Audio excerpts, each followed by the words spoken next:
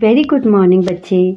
मेरे साथ आप क्लास 12 की पॉलिटिकल साइंस की कंटेम्प्रेरी वर्ल्ड पॉलिटिक्स स्टार्ट करने जा रहे हैं और जिसमें आज हम चैप्टर फर्स्ट करेंगे the end of bipolarity. End of bipolarity करने से पहले आपको ये पता होना चाहिए बाइपोलर क्या था, ठीक है। कैसे बाइपोलर वर्ल्ड यूनिपोलर वर्ल्ड में कन्वर्ट हुआ। हमारा वर्ल्ड 2 सुपर पावर में डिवाइड था कब? सेकेंड वर्ल्ड वॉर के बाद, ठीक है। एक तरफ यूएसए और एक तरफ यूएसएसआर, राइट। जब दोनों सुपर पावर के बीच पावर को लेकर, वेपन्स को लेकर और एक इन्फ्लुएंस को बढ़ाने की रेस चल रही थी, इसी सिचुएशन को क्या कहा गया? Bipolar world. एक आइडियोलॉजिकल वॉर थी, कोल्ड वॉर, जो दोनों के बीच कंटिन्यू चल रही थी। बट 1991 में जब यूएसएसआर को लैप्स हो गया, एक एक करके जितने भी 15 रिपब्लिक थे वो इंडिपेंडेंट हो गए, तो एक ही सुपर पावर रह गई, दैट इज यूएसए। तो वो जो बाइपोलर वर्ल्ड था वो खत्म हो गया और एक ही सुपर पावर रहने से वो वर्ल्ड यूनिपोलर वर्ल्ड में कन्वर्ट हुआ।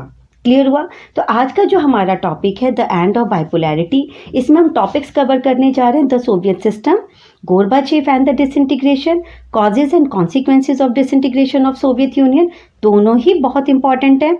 Shock therapy and its consequences, causes and consequences ध्यान से करेंगे। क्या करते हैं बच्चे, जब कॉजेज का क्वेश्चन आता है उसमें कॉन्सिक्वेंसेज के पॉइंट्स ऐड कर देते हैं और जब कॉन्सिक्वेंसेज पूछे जाते हैं उसमें कॉजेज के पॉइंट्स ऐड कर देते हैं, तो वो कन्फ्यूज़न हम दूर करेंगे। उसके बाद new entities in world politics, जिसमें हम Russia, Balkan state, central Asian states के बारे में डिस्कस करेंगे। And last topic India's relation with Russia and other post communist countries, ये टॉपिक डिस्कस करेंगे। NCERT line to line cover होगी। Even जो बॉक्सेस होते हैं एनसीईआरटी में, छोटे छोटे साइट्स में जो दे रखे होते हैं, वहाँ से जो क्वेश्चन बनते हैं वो भी कवर करेंगे। तो जिन भी बच्चों का टारगेट है 99, 100, ठीक है, तो उनके लिए ये वीडियो बहुत बेनिफिट होने वाली है क्योंकि हम शॉर्टकट में काम नहीं करेंगे। चलो अब हम टॉपिक स्टार्ट करते हैं।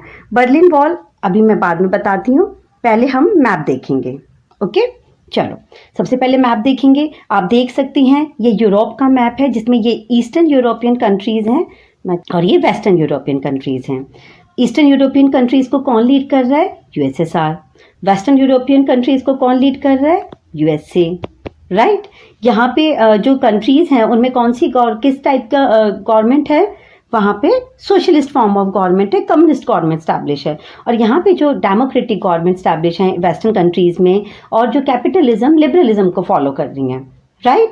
आप ये देख सकते हैं, फर्स्ट चैप्टर का मैप है ये। कोल्ड वॉर जो चैप्टर था जो अब कट है, NATO members, Warsaw Pact member NATO, military alliance था, North Atlantic Treaty Organization. It means जो भी ये कंट्रीज़ हैं, अगर इनमें से यूएसएसआर की तरफ से अगर अटैक होगा तो वो हम सब कंट्रीज़ पे अटैक माना जाएगा और हम सब मिलकर उस पर काउंटर अटैक करेंगे। और इसी के रिप्लाई में वार्सा पैक्ट किया गया 1955 में। ये भी एक मिलिट्री अलायंस था जो नाटो के अगेंस्ट किया गया था और नाटो कब बना था आपका? 1949 में, ठीक है। चलो आगे आप देख सकते हैं, एक बार मैं आपको ध्यान से देख लेंगे। ये देखो बर्लिन वॉल, ठीक है। बर्लिन के ये जब बनी 1961 में, उससे जर्मनी का डिवीज़न हुआ, 2 सुपर पावर ब्लॉक में वर्ल्ड डिवाइड हो गया, इधर कम्युनिस्ट गवर्नमेंट और इधर डेमोक्रेटिक गवर्नमेंट। क्लियर? और वही बर्लिन वॉल जब 1989 में गिरा दी गई तो उससे क्या समझ में आ गया कि अब यूएसएसआर का कोलैप्स होने वाला है और एक एक कंट्री एक 1 बाय 1 इंडिपेंडेंट होती चली गई और 1991 में यूएसएसआर कोलैप्स हो गया। क्लियर? ईस्ट जर्मनी, आप चेकोस्लोवाकिया, पोलैंड, रोमानिया, हंगरी, ये सब कम्युनिस्ट गवर्नमेंट के अंडर हैं। और इधर देखो आप वेस्ट जर्मनी, फ्रांस, स्पेन, ये सब आपके यूएसए के अंडर हैं। क्लियर हो गया?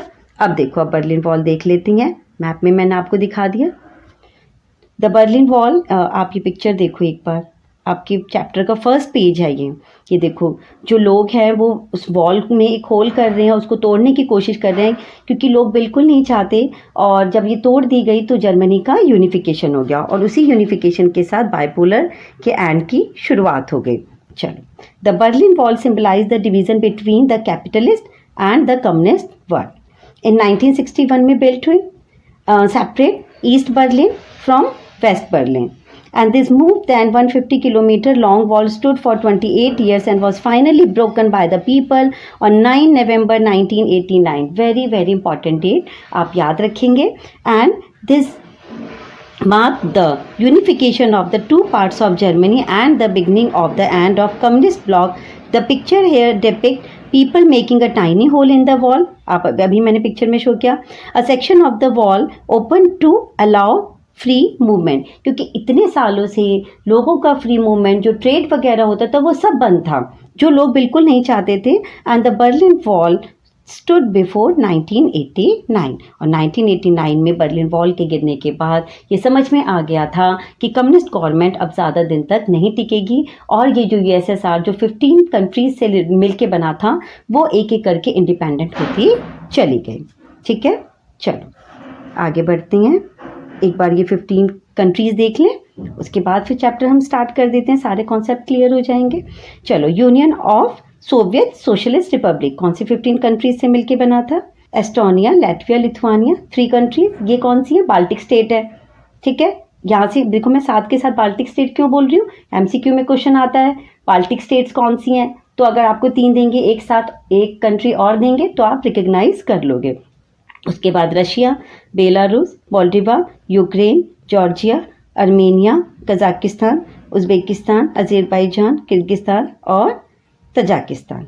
क्लियर हो गया? 1 2 3 4 5 6 7 8 9 10 11 12 13 14 एंड तुर्कमेनिस्तान 15. क्लियर हो गया? चलो, तो ये 15 रिपब्लिक मिला के क्या बना था? Union of Soviet socialist Republic. Done, आगे बढ़े. चलो अब हम चैप्टर स्टार्ट करते हैं.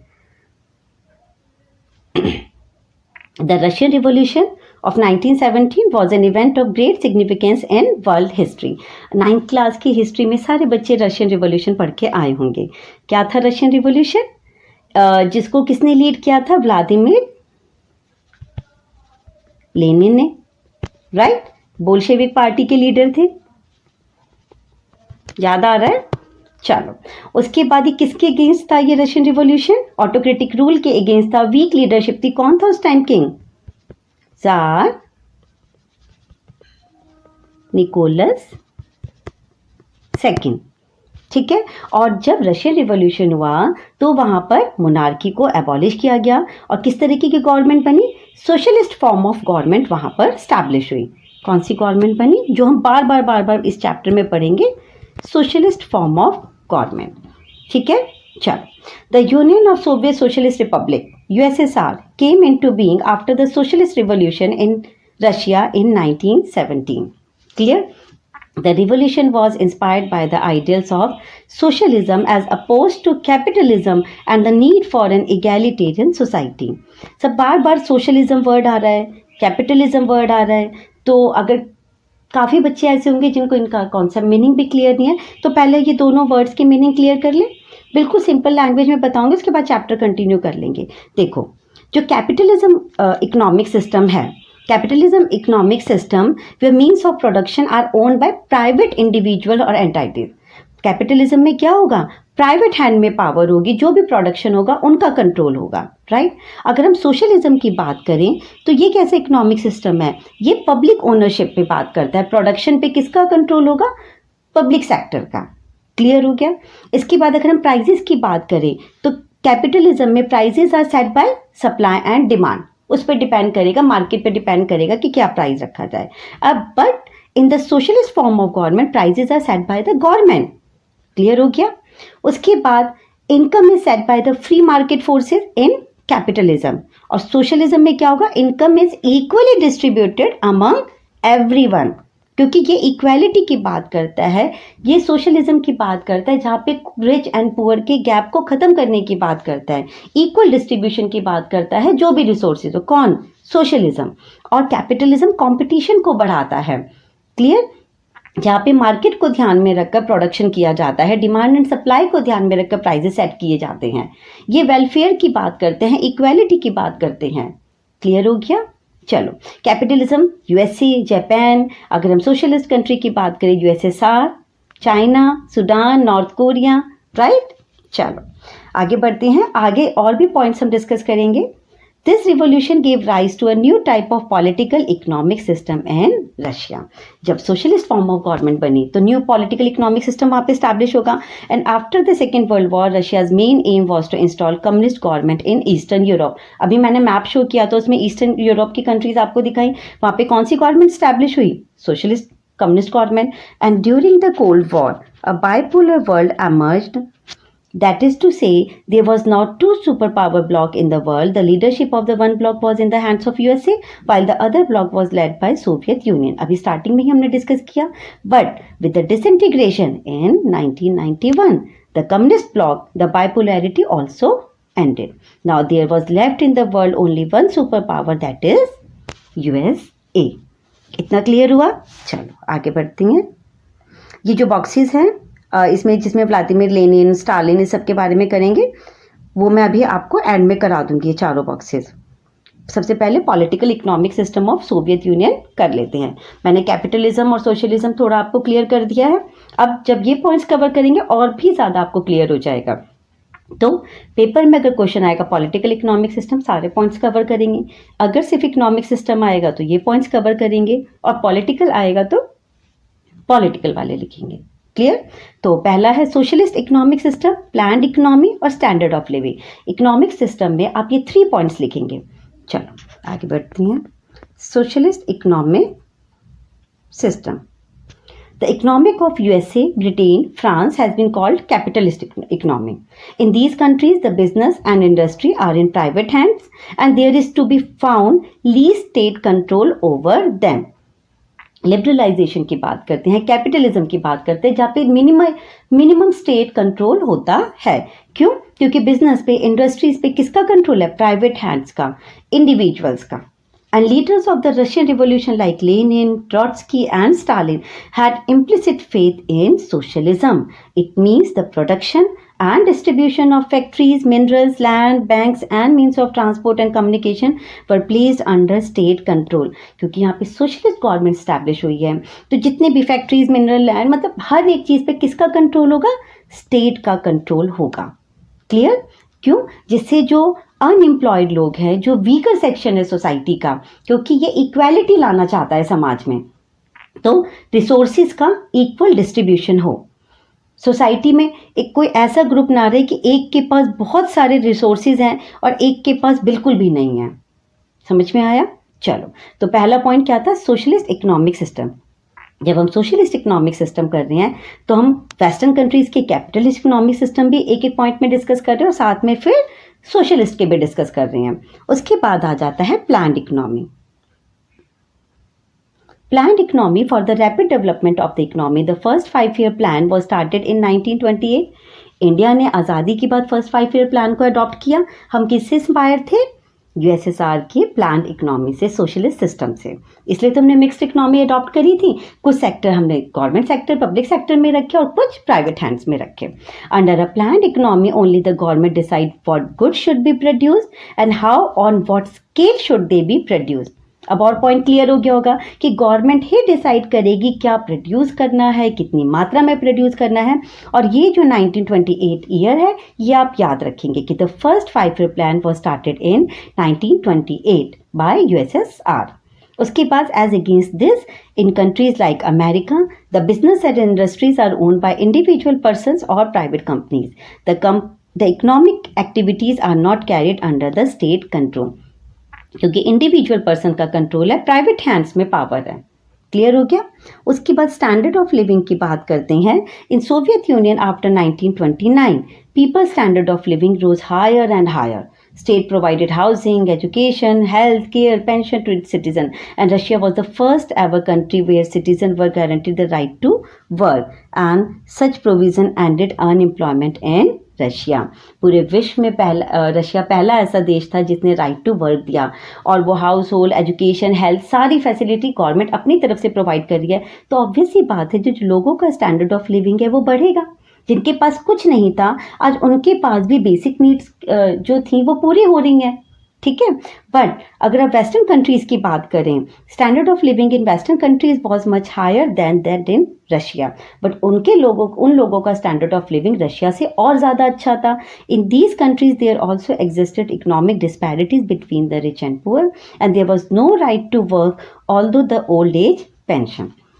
नो डाउट इनका लोगों का स्टैंडर्ड ऑफ लिविंग रशिया से कहीं ज़्यादा अच्छा है, बट अगर आप इकोनॉमिक डिस्पैरिटीज़ की बात करें तो वो आपको बहुत ज़्यादा देखने को मिलेगी। रिच एंड पुअर का गैप बहुत ज़्यादा देखने को मिलेगा। किसी के पास बहुत सारे रिसोर्सेज हैं, किसी के पास 2 वक्त की रोटी भी नहीं है खाने को। राइट टू वर्क यूएसए के लोगों को नहीं मिला था, and even the old age pension. Clear हो गया? तो आई होप ये पॉइंट्स पढ़ने के बाद कैपिटलिस्ट और सोशलिस्ट इन दोनों में डिफरेंस आपको क्लियर हो गया होगा।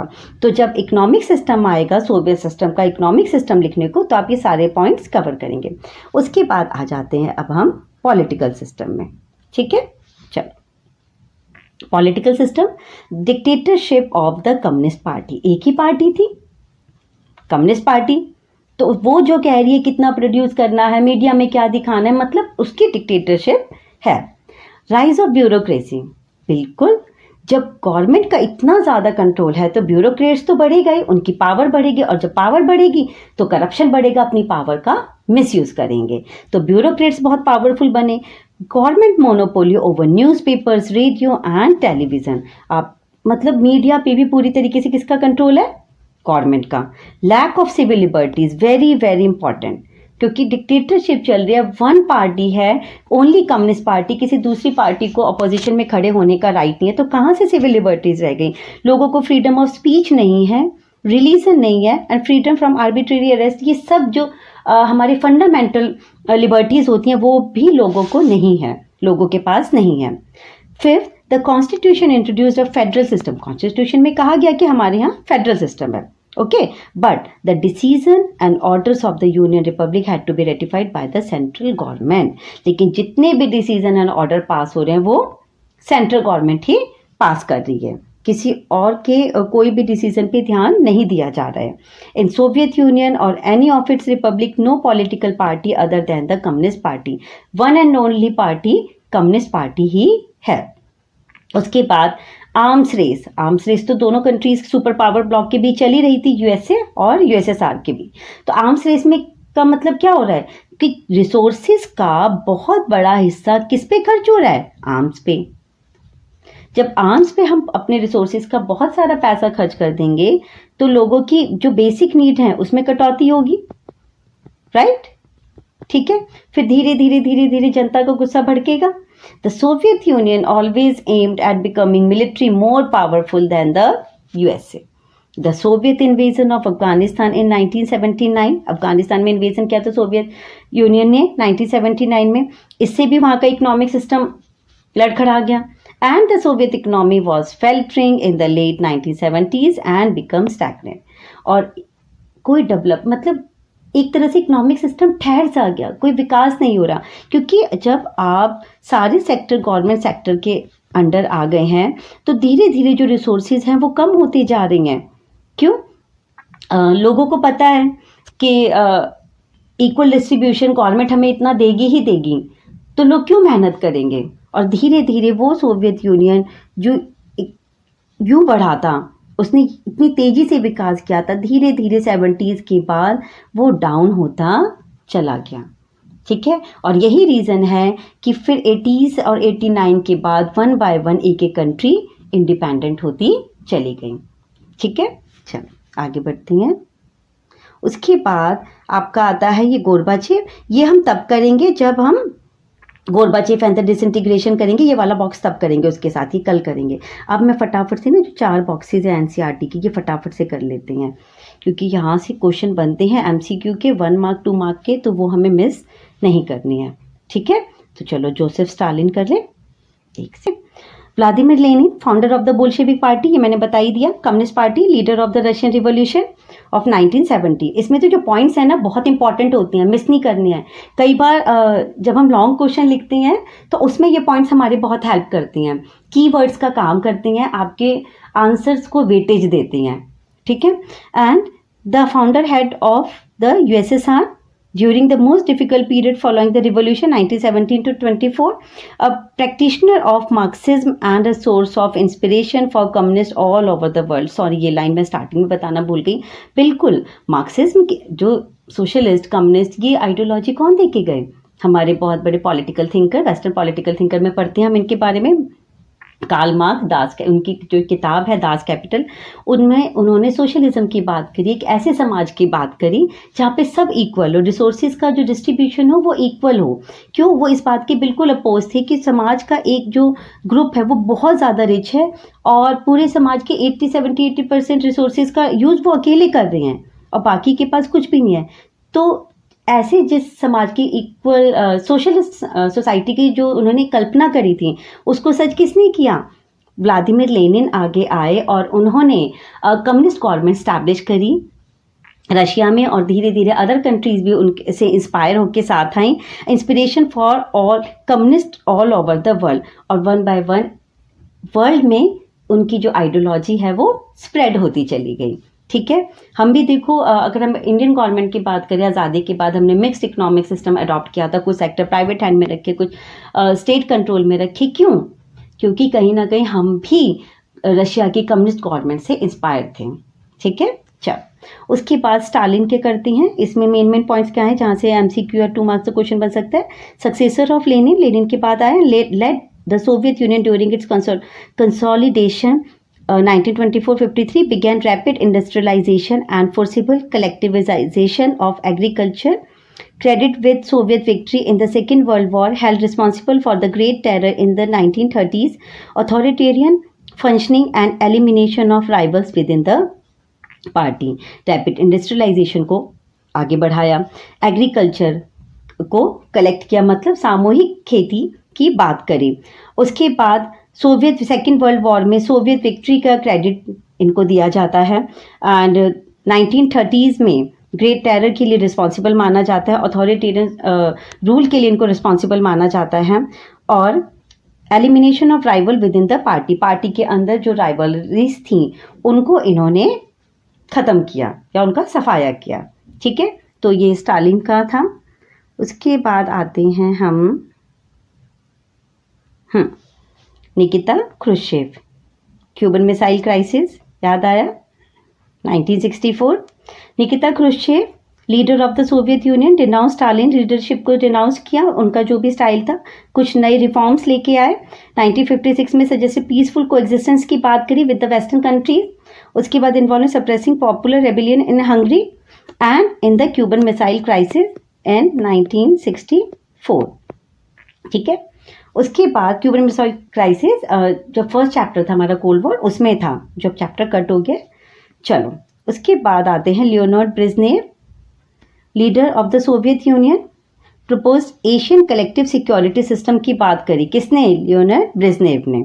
Associated with the detente phase in relation with the USA के साथ जो भी रिलेशन अच्छे नहीं थे उन रिलेशंस को सुधारने की बात की.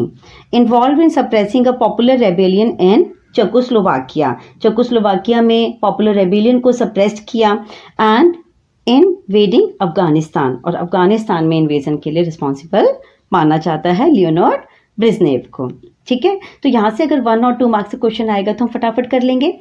निकिता क्रुश्चेव, लियोनार्ड ब्रेजनेव के अगर मेन इंपॉर्टेंट बात करें तो suppressing popular rebellion in Czechoslovakia, invasion in Afghanistan and collective security system associate. ठीक है, एशिया की कलेक्टिव सिक्योरिटी सिस्टम की बात करें. Nikita Khrushchev Cuban missile crisis important है और हंगरी के पॉपुलर रेबेलियन को सप्रेस्ड किया एंड सम रिफॉर्म्स उन्होंने सजेस्ट किए. पीसफुल कोएग्जिस्टेंस की बात करी with the west, Nikita Khrushchev. ठीक है, चलो आगे एक बार इसको भी कर लेते हैं. Vladimir Lenin, very very important, founder of the Bolshevik, leader of the Russian revolution. उसके बाद practitioner of Marxism and the source of inspiration of all communist all over the world, very very important. उसके बाद आते हैं Stalin का rapid industrialisation, कलेक्टिविजेशन of agriculture. उसके बाद Soviet victory in the second world war and responsible for the great terror in 1930s, authoritarian functioning and elimination of rivals with in the party. Clear हो गया? मुझे लगता है आज के लिए इतने टॉपिक्स काफ़ी हैं। टॉपिक हमने एक किया है, बाकी हमने छोटे छोटे ये बॉक्सेस करे हैं। कल जो हमारा टॉपिक होगा वो होगा, हम कल मिखाइल गोर्बाचेव के बारे में पढ़ेंगे, वेरी वेरी इंपॉर्टेंट। और मिखाइल गोर्बाचेव का ये बॉक्स करने के बाद हम गोर्बाचेव एंड द डिसइंटीग्रेशन करेंगे। वो क्या क्या रिफॉर्म्स लेके आए, ग्लासनोस्ट, पेरेस्ट्रोइका, वेरी इंपॉर्टेंट है, क्वेश्चन आता भी है यहाँ से। ठीक है, तो पढ़ते रहिए। Thank you, bye.